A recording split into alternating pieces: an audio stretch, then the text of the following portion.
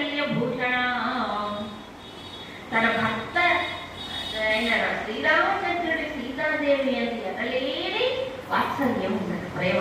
ఆ భర్త ప్రేమ అనేటువంటి ఒక ఆభరణంతో ఆవిడ శోభిస్తూ. నిజమే, ఇప్పుడు గృహస్థ జీవితం ఎప్పుడు సఫలమవుతుంది చెప్పండి? ఒకరికొకరు జీవించాలి, ఒకరికొకరు త్యాగం తీసుకోవాలి, ఒకరి కోసం ఒకళ్ళు అన్నట్లు ఉండాలి. అప్పుడు కదా నిలిచేది.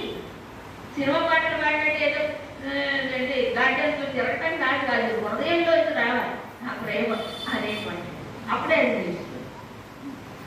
మరొక మాట చెప్పారు, ఇదంతా ఆంజనేయ స్వామి మనసులోనే భావించుకుంటున్నాడు.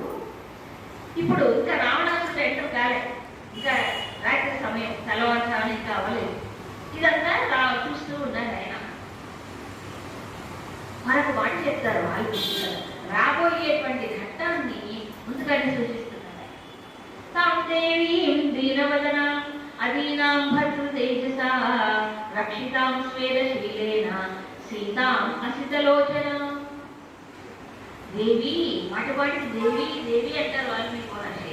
ఆ దేవి దీనవదన, చాలా దీనురాలై ఉంది.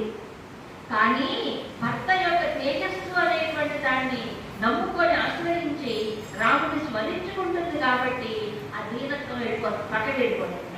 దీనంగా ఉన్నా ఆవిడ దీనత్వం అనేది వెళ్ళిపోతుంది.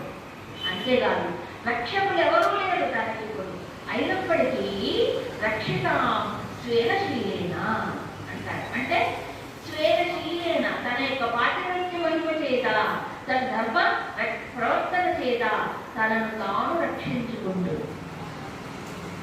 ఆవిడ శీలమే ఆవిడ రక్షణ. ఆమెకే కాదు, ఎవరికైనా. అవునా కాదా? కాబట్టి రక్షణ కోసం బాడీ గార్డ్స్ పెట్టుకోవడం, వాళ్ళు వీళ్ళు ఆయన రక్షిస్తారు చెప్పండి.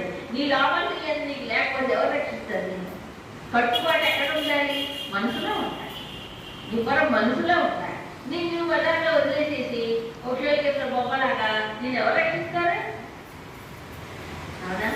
అందుకు స్త్రీ ఎంత పవిత్రమైనదో భారతదేశంలో తన పవిత్రతను ఎలా నిలబెట్టుకోవాలో, తద్వారా కుటుంబము కానీ సమాజము కానీ దేశము కానీ ఎలా నిలబడుతుందో మనకి చరిత్ర చెబుతోంది.